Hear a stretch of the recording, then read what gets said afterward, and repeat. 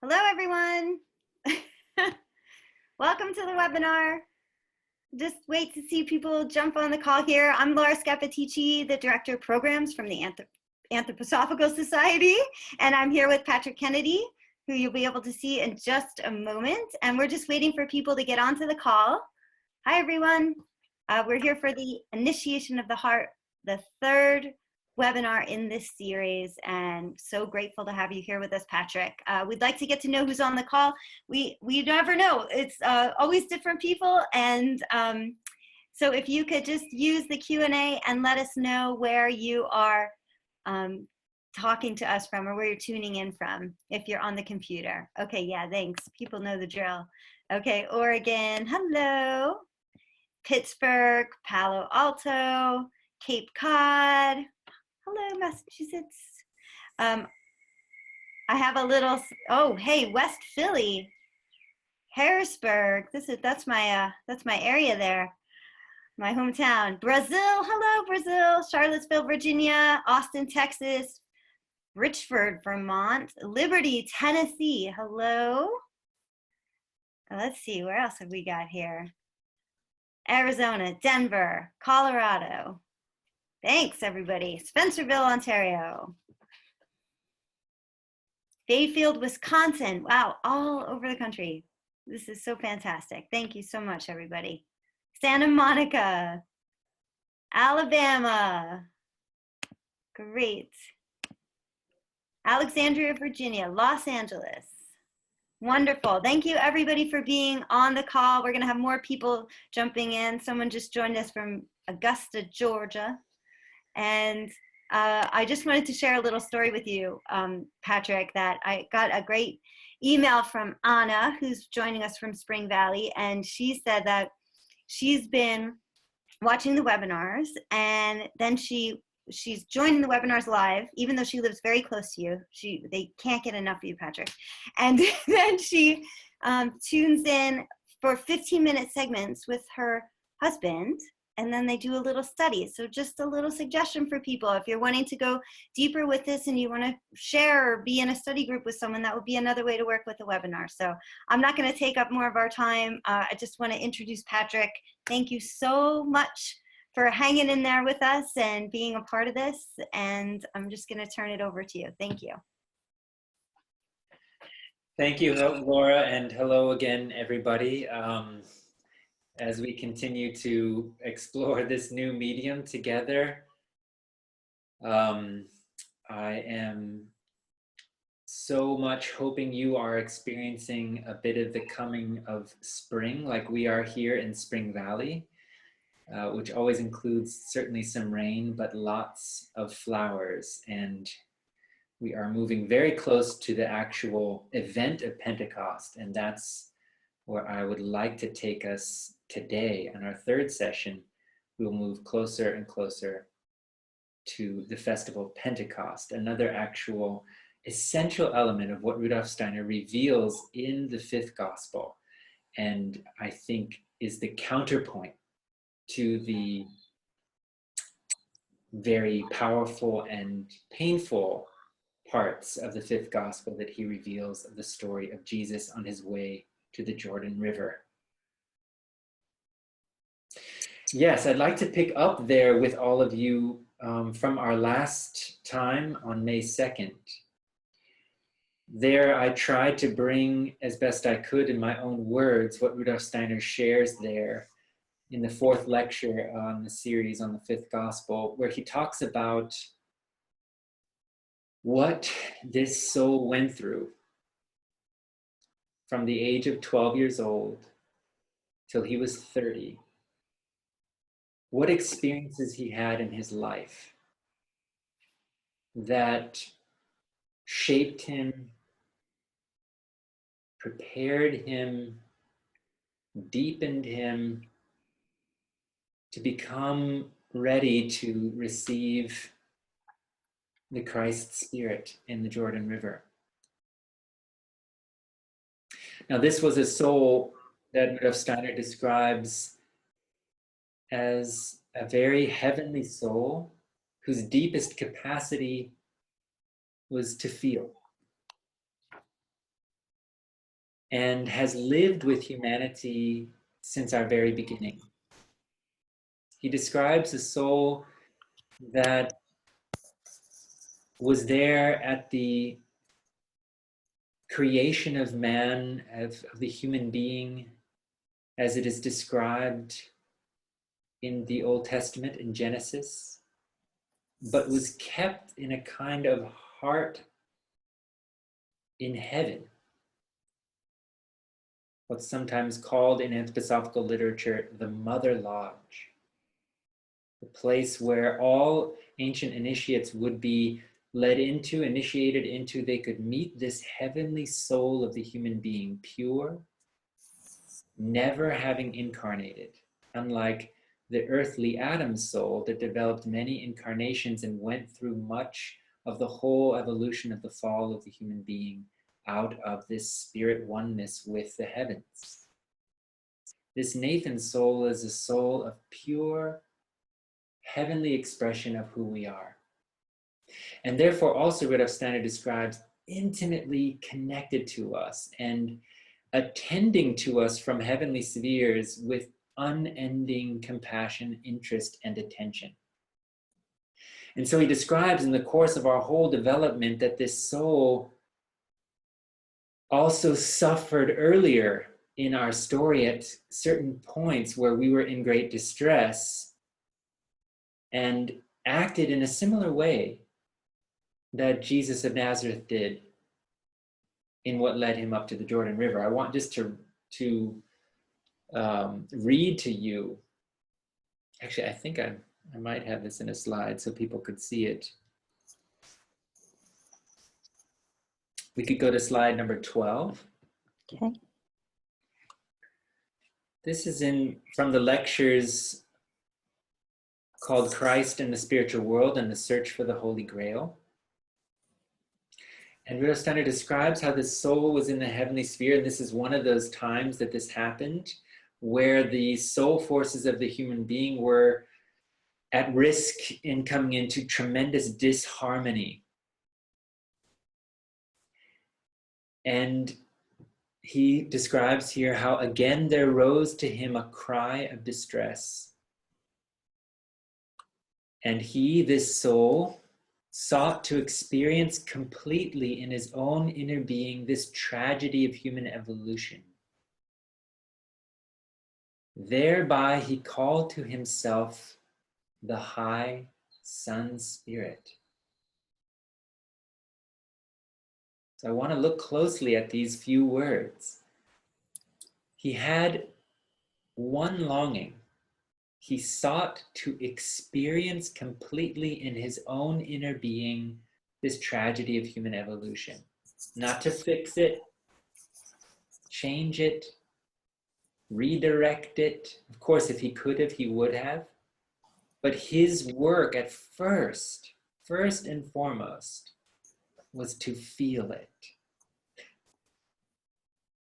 To deeply feel our need. This act calls the high Sun Spirit. That's the next amazing thing. The first step of actually he doesn't call upon the high Sun Spirit. He focuses on the need of humanity and feels it with all the depth of his own heart. And that act works like a beacon call to the healing Sun Spirit, who can step in and work with this compassionate heart, and through this pure human soul, work in a healing way into humanity. And this is, Rudolf Steiner describes this as the third great act of this soul before it incarnated for the very first time on earth in Jesus of Nazareth, and the one that is described in the Gospel of Luke. And so what we went into detail with last time was simply how he did this on earth, how he went and got to know his own Jewish ancestry and its spiritual traditions and how they had reached an end.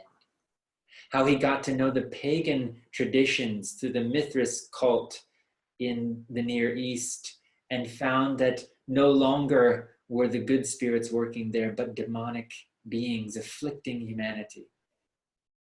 And there where he came out of himself and experienced this reverse Lord's Prayer. Amen. The evils hold sway. That's what he has to witness. It's not just humanity suffering. It's this plague of the dark beings who are afflicting humanity. Right at that place where they were looking for the good spirit. The tragedy of that, these human beings are going to an altar and goodness is not streaming from it, but actually evil that is afflicting them.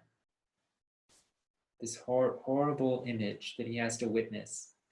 And then this third thing of finally finding a community where the spirit can be alive in the Essenes, but that it has a kind of spiritual elitism and ultimately selfishness. It's at the expense of the rest of humanity that they can do this. They have to extract themselves to not be drawn down by earthly experience into matter.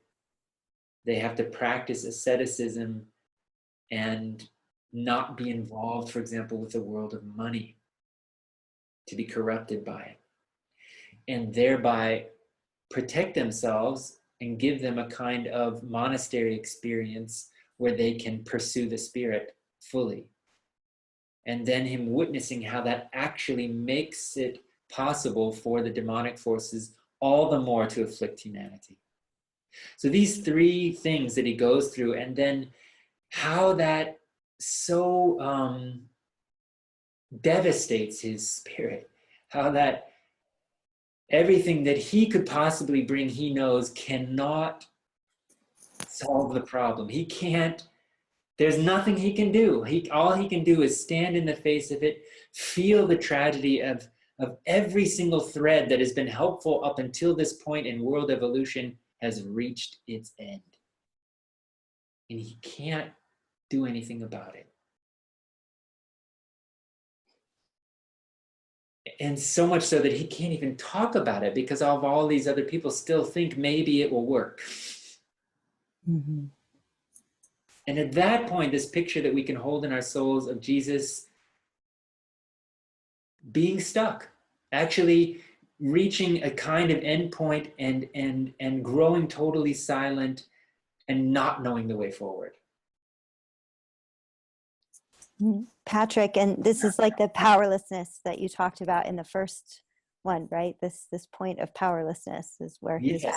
Actually, that's my brother Jonah up in Toronto who emphasized it so beautifully. In his Oh webinar. yeah, that's right. Yeah. In the Easter webinar, powerlessness. He reaches that point. He reaches the end point, and then something happens that changes the course of world evolution, of the entire story of the earth. And it's a conversation. That's it. The whole thing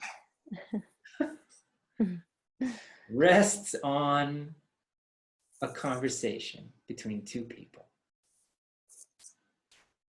His mother, That's powerful. this conversation with his mother, who tries her best at first to try to encourage him, to show, how she sees him and what the gifts he has to offer, and how he just bursts out with, "You don't understand. It would be like dust in the wind. There are no ears to hear if I were to speak in the voice of the prophets of old," which is devastating for her own heart, but she doesn't turn away. And this is the key for me in the compassion work. At this moment, she has a kind of choice. She can argue with him. She can not want this to be true, right? She can say, "No, I mean, you just got to try it. You just got to give it your best." Like she could not hear him and hold on to what gives her own heart comfort. And instead, she listens. She goes quiet, and he can tell she's going to be able to hear. And so he keeps talking.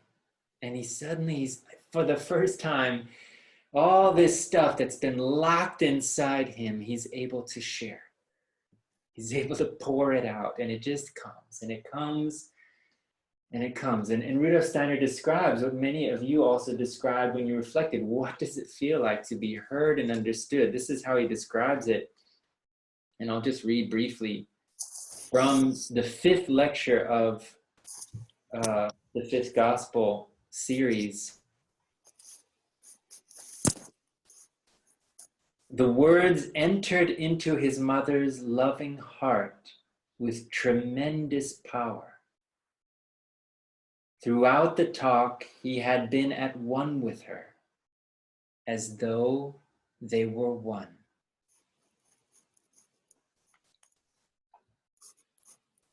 It is actually Mary's act of compassion that unlocks the future.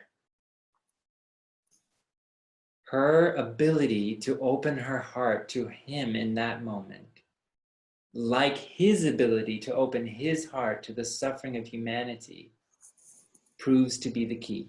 Not any wise words she can say, not any great deed of healing that she enacts. She just hears him.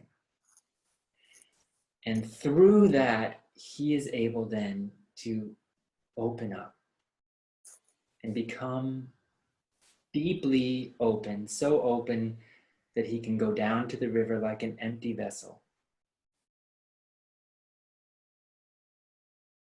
Powerless, but open.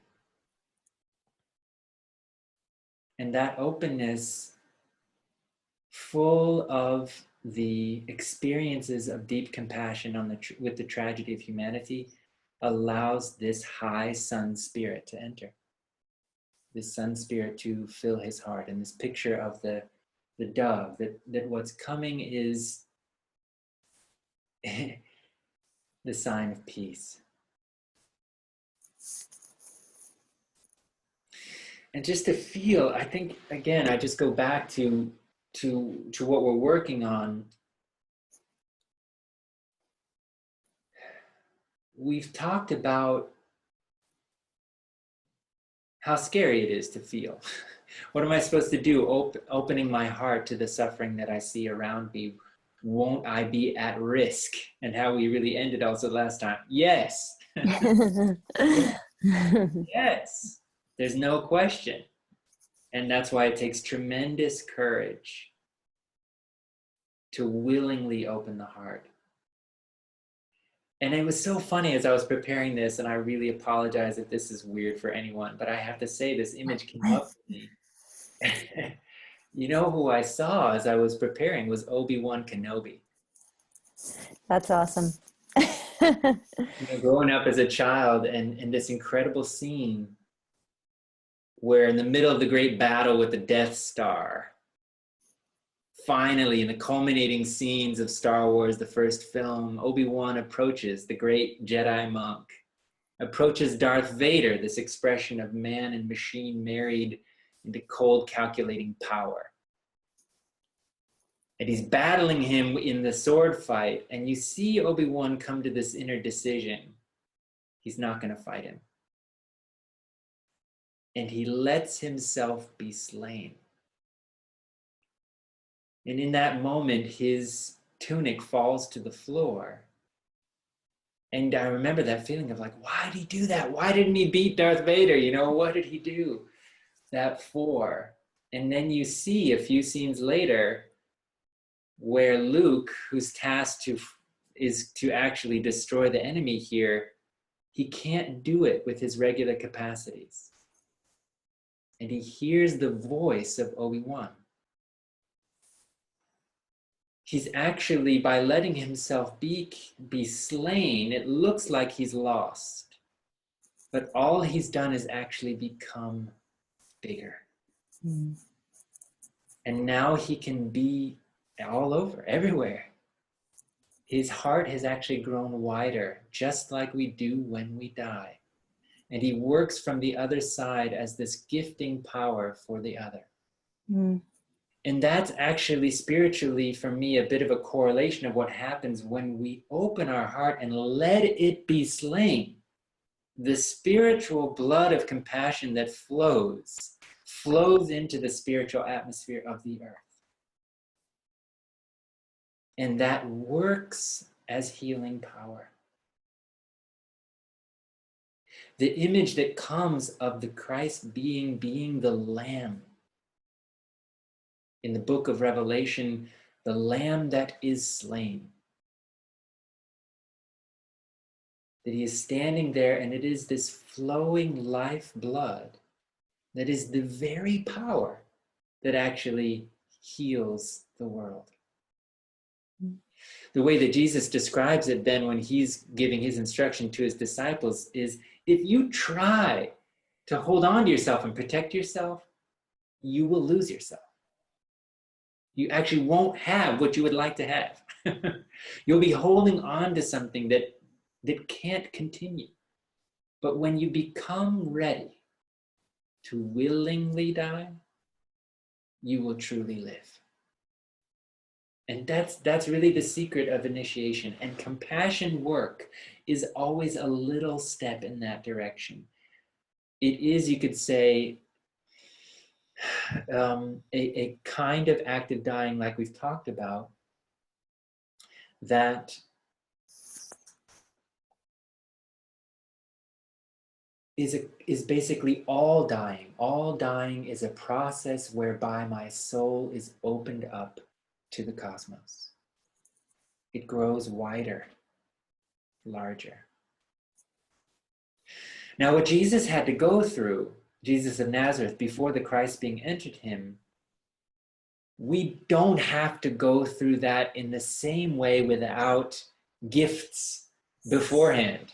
And that's because the Christ did come. And that's because Pentecost happened. And that's what I want to look at a little bit with you. And to do so, we can go to slide number 14. And Patrick, I think we had someone raising their hand, so I don't know if I believe it was Zoe. If you raised your hand, if you wanted to type in your question to the Q&A, we could look at that. That's really. Can I just reflect for 1 minute that there was something in that quote about the word thereby? Like, so he wasn't calling out for help. It's the way that he opened up allowed the help to come. So it wasn't I don't know if that makes sense, but that there was something in that word thereby. It wasn't like a reach out, like, oh, help me. It was like I've opened to feel this suffering, and now thereby this help and love came. It's kind of like a transformation of what we mean by the word invoke. Mm-hmm. That comes from this old work of the priests to call down the gods. And here it shows that happening through an inner activity that is actually oriented towards the need of others. Right. And that, rather than calling out for the presence, I'm doing a work of focusing on the need of the world, and that itself calls this spirit in. Yeah, thank you. Okay, so I don't see any questions, so we'll just keep going. So Pentecost, or Whitsun, in the anthroposophical community, we have tended to call this festival Whitsun, which comes from the British tradition of White Sundays. That's the tradition. This called the experience of white, of light, and the spirit of the Holy Spirit. Pentecost is the name of the festival most common in American Christianity, meaning also this 50th day after Easter, which was its Jewish name as well. So Pentecost, or Whitsun, how does that connect to what we're talking about so far? So I want to look at that from this extraordinary perspective of the flowers. in the Northern Hemisphere, we have a certain kind of blessing that this time of year happens in the season of the flowers. Because in that, what is happening around us with the flowers, we actually have a picture of what happened in the souls of the disciples at Pentecost. The picture of the flower and of all of the plants actually pictures to us the activity of prayer. Prayer is always directed towards the source of life. And if you ask a flower, where is your source of life? They all know. And they're reaching up towards it, and they even make in their buds, when they're first coming out of the ground, they make these little, you can see like the first leaves of trees too, they often have the two hands together. That's how they rise up, and they all know, they're all pointed towards their, the source of warmth and life and light. We have it a little harder because we have trouble finding our sun. But the plants know where theirs is. And when it gets warm enough, then you see this moment they grow and they grow, they form the inner bud, which represents this extraordinary moment also of Holy Saturday, when Christ goes inside the tomb. And then when it opens, it's Easter, transformation. Everything is changed. The petals, the fragrance, and so forth. So this opening is that opening of prayer. And now for the flowers, the question becomes, you've managed to open yourselves, but your future rests on the question, how will you be fructified? And there they need a power that they themselves don't possess. They open themselves up, and at that point they need the wind to blow and actually bring pollen from another flower. Or they need a winged creature to fly in to the flower, buzz in, nestle in with its warmth, bringing the pollen that it has picked up at another flower. It needs actually a being from a higher order of being to come in and fructify it. Then when that happens, then a fruit can come. And when the fruit is ripe, we're back at Michaelmas. So this Pentecost time is the fructification moment. We ripen during the season of the summer, during St. John's Tide, and the harvest time is at Michaelmas. All of that, the secret of the festival seasons are found in the revelation of the natural world, what's happening particularly in the Northern Hemisphere. So this is what happened. The first thing I should say, so the flower opens, and then what happens? The flower becomes a cloud. It becomes fragrance. It starts to live in the air. It goes into pollen mode. It has an ascension. The flowers it is the ascension. So the flowers expand out into the realm of the air. And that is what happens with the disciples. They're with him those 40 days of Easter, and then he expands so much further, he becomes a part of the realm of the clouds. And then they keep looking up and they can't find him. And Rudolf Steiner describes what a loss that was. Again, they went through pain. They had this experience of losing him on Good Friday, witnessing the horrible experience of the crucifixion, seeing him placed in the tomb. But only 3 days later, they began to have these new experiences. And for 40 days, they were blessed with time walking with the risen one on the earth. And he taught them the mysteries of the future. And then they lost him again. Then they can't see him anywhere anymore. There are two angelic beings that come in the book of Acts in the 2nd chapter. It's described that these two angelic beings tell them, go back to Jerusalem, wait for the promise of the gift from the Father God. From the ground of the world, a gift is going to come that is going to fructify your souls. And all of this time, and if you read the accounts of the Easter time in the gospel, they're quite strange. They're hard to grasp. He's appearing, he's disappearing, he's on the shore, he's having breakfast with them, he's in the room with them, but it's very dreamy. And that's what Rudolf Steiner confirms in his research in the fifth gospel, just describing how they were in a kind of altered state. They did not have any kind of clear waking consciousness. They were just taking in this time with him. And then when they lost him, there's just this tremendous grief and loss. And they're praying together and seeking what this all could mean. They closed the circle. There were only 11 up until this point, with Judas having taken his life. They draw lots, and a man named Matthias becomes the 12th disciple in the 12. And then on the 50th day, the description comes of they were all of one accord, praying in the morning in the upper room where they'd had the Last Supper.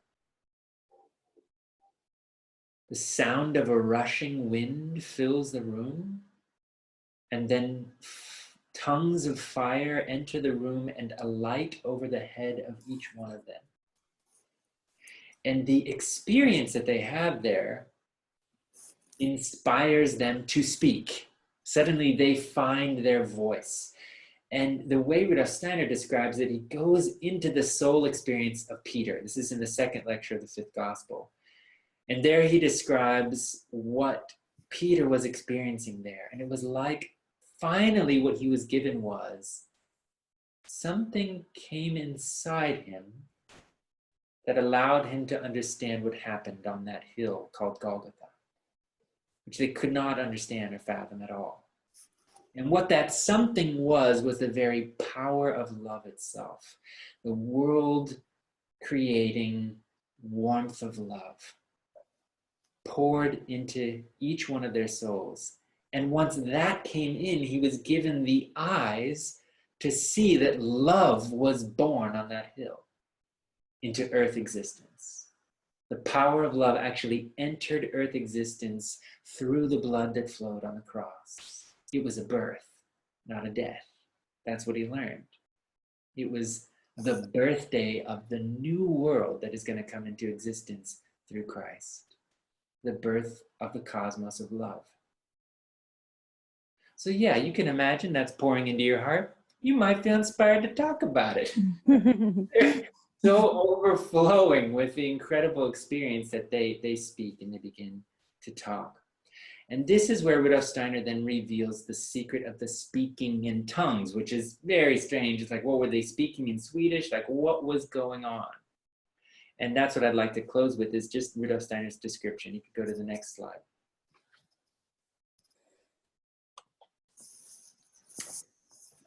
Now, however, they were as transformed, like people who had achieved a new state of mind or soul disposition, like people who had lost all the narrow restrictions, all the egotism of life, who had gained an infinitely wide heart and all-embracing tolerance, a deeply heartfelt understanding of all that is human on earth.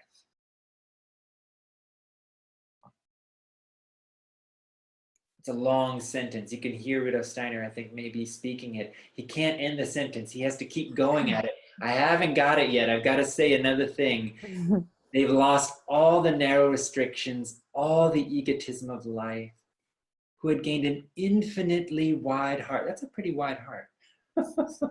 Infinitely wide. And all-embracing tolerance. Not just tolerance, now he goes deeper. A deeply heartfelt understanding of all that is human on the earth. Next slide.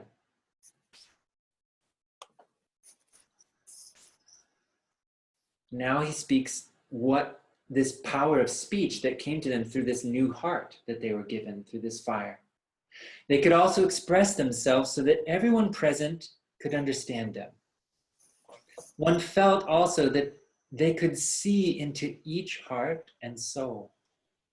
and clarify the secrets of the soul so they could comfort the other, could tell him exactly what he needed. What power were they given on Pentecost?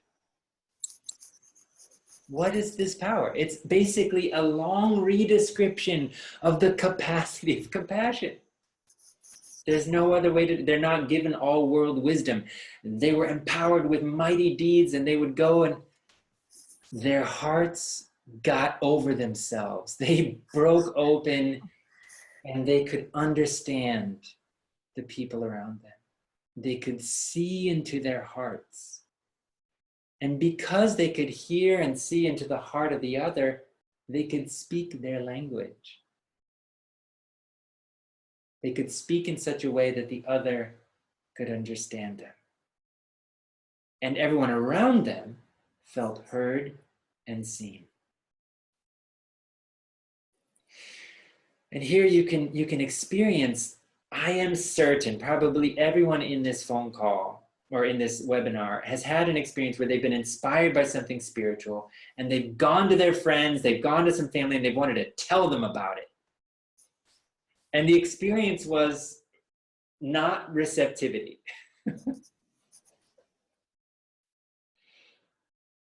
And that has to do with this strange mystery that no matter how much we know, that doesn't necessarily matter. It will rest first and foremost on, have I started by being able to hear and see the heart of the other? And from there, known what to say and how to say it. And you can feel how I think, or I hope, it's kind of like this is, by the way, this is 1913, right? That's when the quote is from. In December of that year, of the year before, 1912, and January of 1913, then February 1913, for the first time ever, the Anthroposophical Society was founded. Up until that point, it was the Theosophical Society. They just have been kicked out.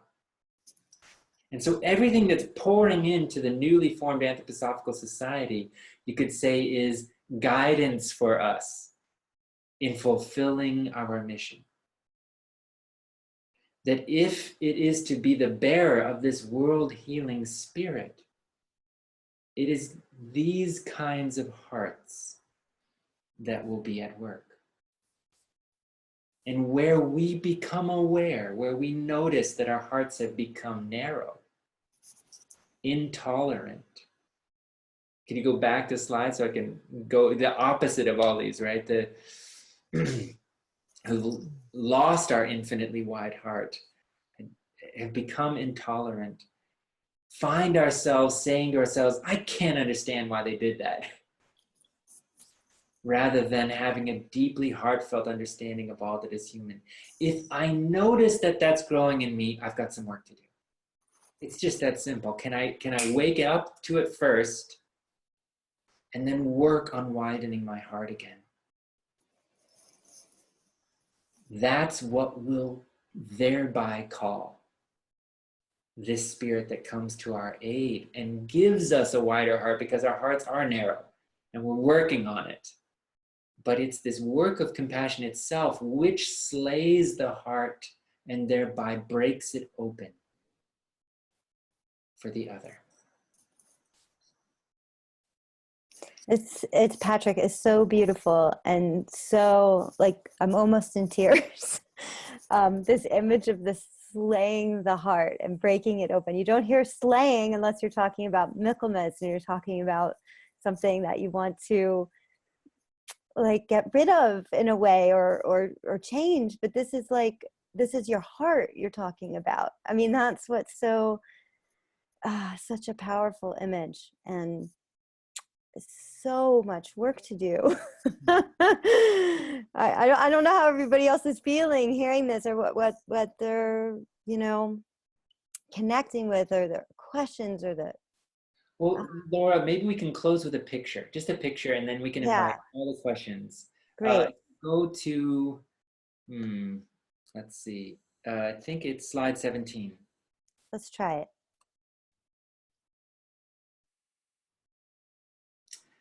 So this is a pastel drawing by Rudolf Steiner.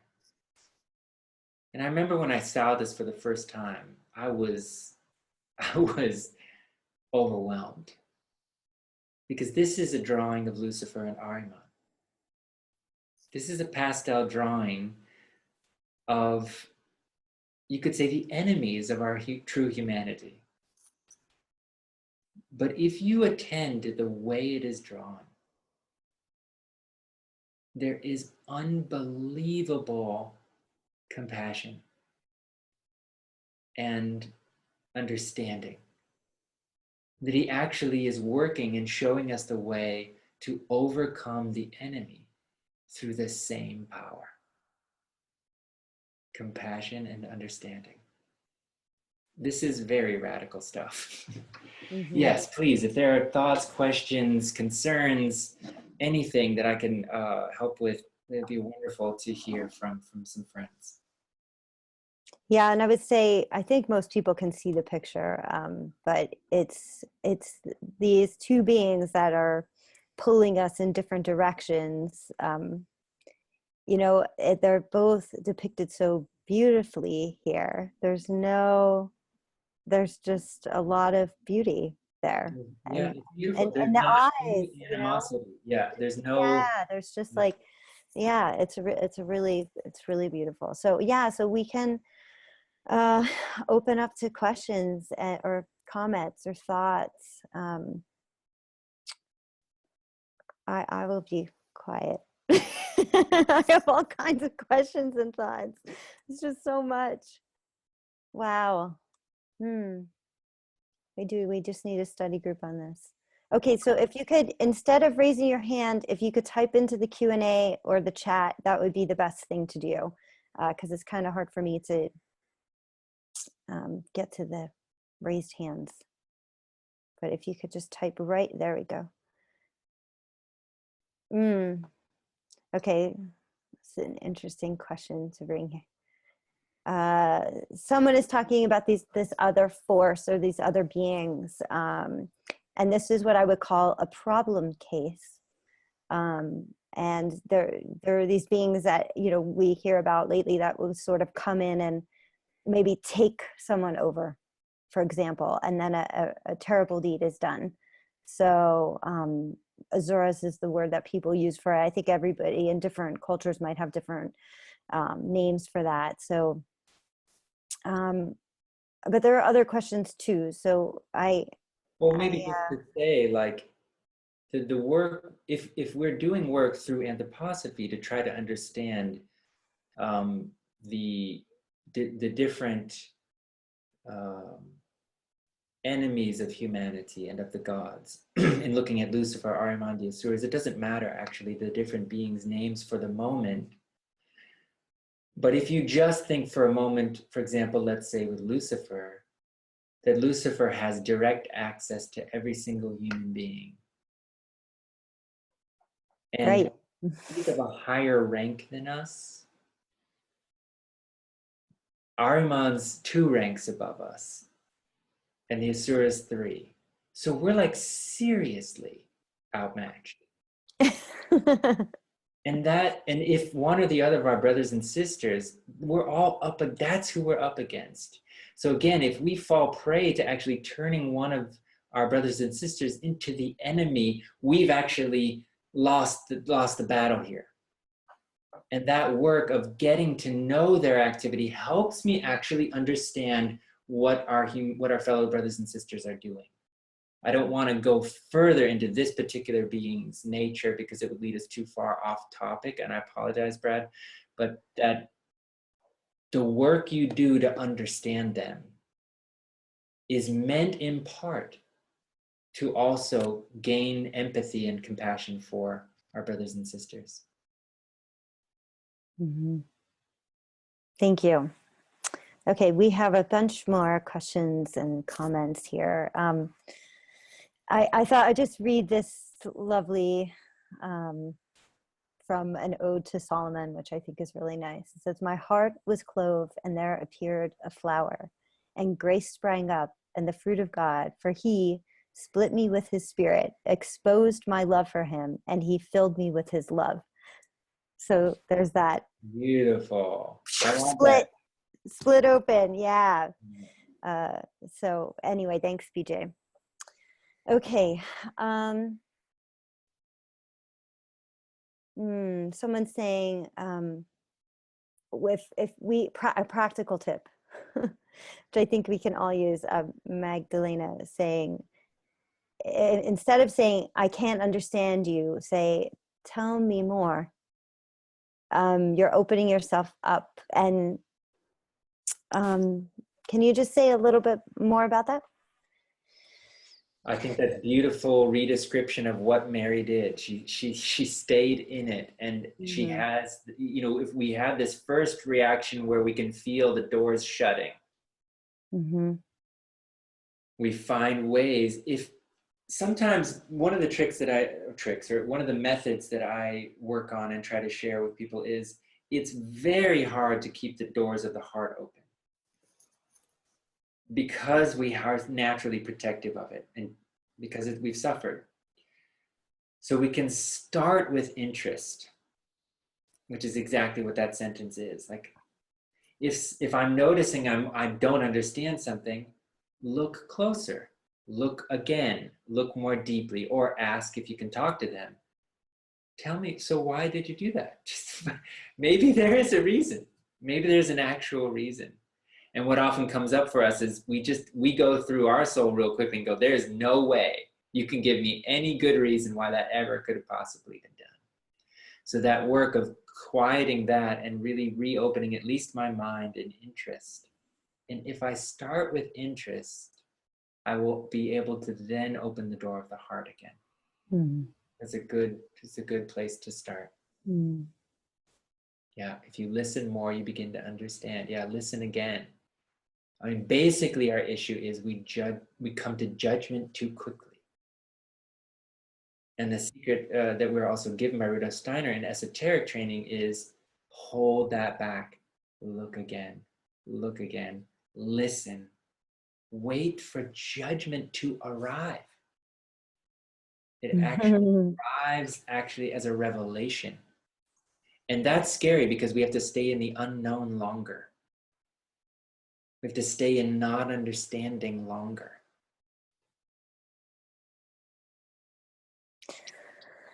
That's great. We have people asking if we can continue to talk about, can we continue to have classes on this topic? I mean, I think the whole world needs classes on this topic, frankly. I mean, really, we all do, and we're all working. Everyone will get the slides. So if you're on here, you'll get the sources. So if you're asking about that, we will make sure that gets to you. I wanted to talk about something that was brought up last time, and that's, and relates to what you just said about wait for the judgment, and it'll come as a revelation. And I think that's in situations where it's very difficult, or where you see like wrongdoing or harm, or can you talk about that a little bit? Because that did come up last time, you know. Suffering, I feel like I can open my heart to suffering, and maybe in those cases if I can see the suffering happening there, I can understand better. But practically speaking, so which part did you want me to pick up there? I think when it's difficult, when you see someone causing harm, or you see, you know, and I guess I came to my own conclusion that I can see that they're suffering if they're causing harm. But yeah, I mean, I think a good basic idea to hold is, number one, all human beings in their core come from the Godhead. So if something is happening that is dark and evil and cruel, We want to follow, where does that lead back to?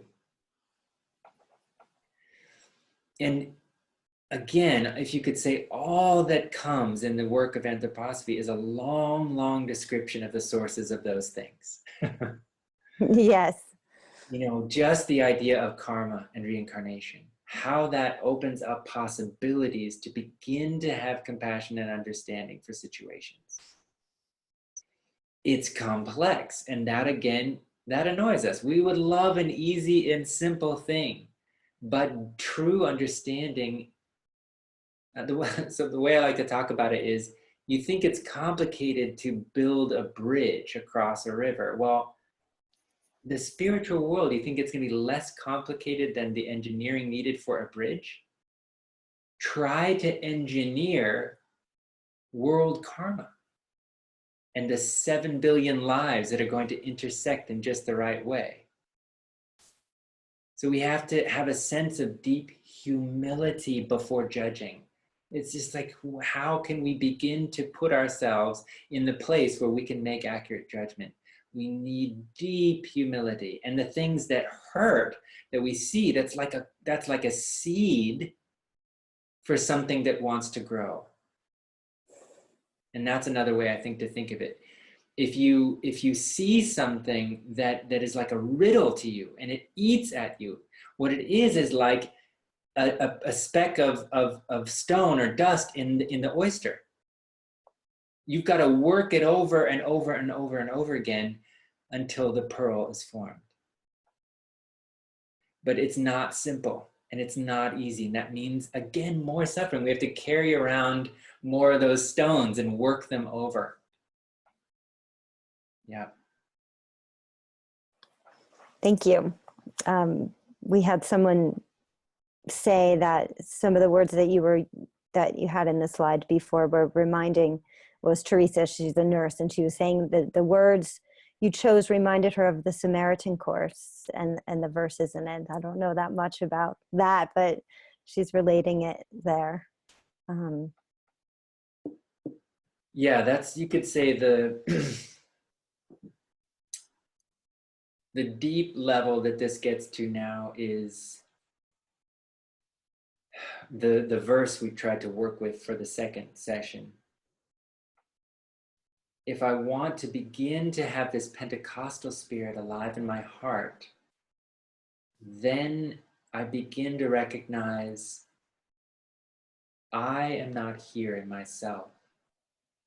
I am in my brothers and sisters. And my will is not inside me. It's in the need of the world. And so the story of the Good Samaritan is that picture. The question is, what's the path to eternal life? The guy wants to know, give me your spiritual path. And he tells the story of a guy having an act of compassion again. But it's very clear. He stops and looks. He goes closer. That's the first thing. He just looks closer. The rest are walking around, avoiding it. And by looking closer, he feels compassion. That's the second step. And then he takes action. Because just imagine the Good Samaritan comes, looks, feels compassion, then gets back on his horse and rides on. He's the guy in the ditch, right? The whole point is then he changes his whole day and his whole plans based on what he witnesses there, puts him on his horse, bandages his wounds, anoints him, takes him to the inn, gives money to the guy, says, I've got to keep going. When I come back, if there are any other expenses, I'll cover it. His will becomes the need of the other. Mm-hmm. And all of these things that comes here are what Rudolf Steiner practiced. And the downpour, this is the secret that was revealed to me through a great essay by one of his closest students, Michael Bauer. He was a part of the first Vorstand, or executive council, Michael Bauer, Karl Unger, and Marie von Sievers. And Michael Bauer said, do you think it was his brilliant mind that allowed him to receive such revelations? Do you think it was his unending energy of sacrifice and work? It was his profoundly big heart. feeling the desperate need of humanity. Rudolf Steiner saw what was coming in the 20th century, and he basically died trying to see if it could go a different way. And so he practices all these things, making not your will, but the will that is in around you. In the foundation stone, Christ's will is in the circumference. It's around us. In the Gospels, the way that gets described is in the 25th chapter of Matthew, where he says, at the moment of when the story is over, the question will be in going forward.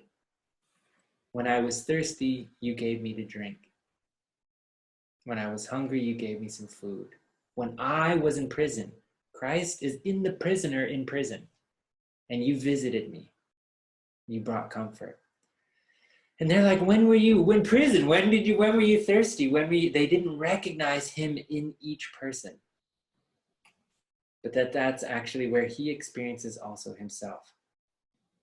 And so that work of actually getting over the I that lives in my center and beginning to see my I around me, then we also understand that oft mistranslated word, love God with all your heart, soul, mind, and strength, and not love your neighbor as you love yourself, but love your neighbor as yourself. That's what it says. It's actually see yourself in the other, not in yourself. And then you will get this new will.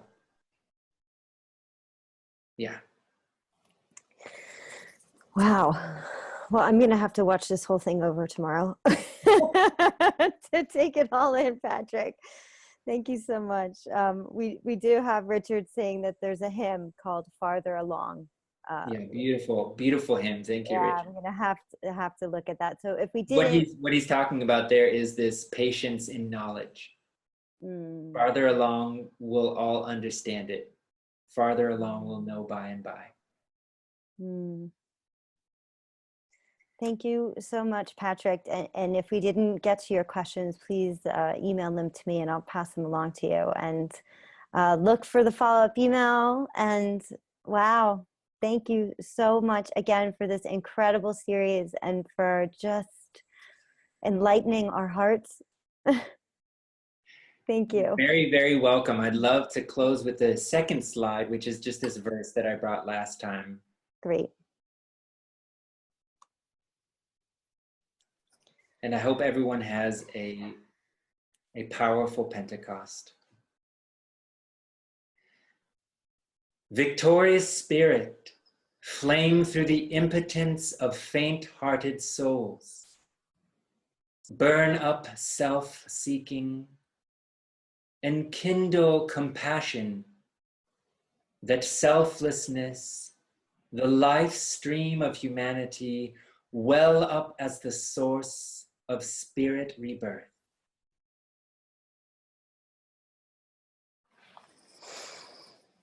Good night, everyone. Good night, everyone. Thank you, Patrick. Bye-bye. Thanks, everyone, for being here. Bye-bye.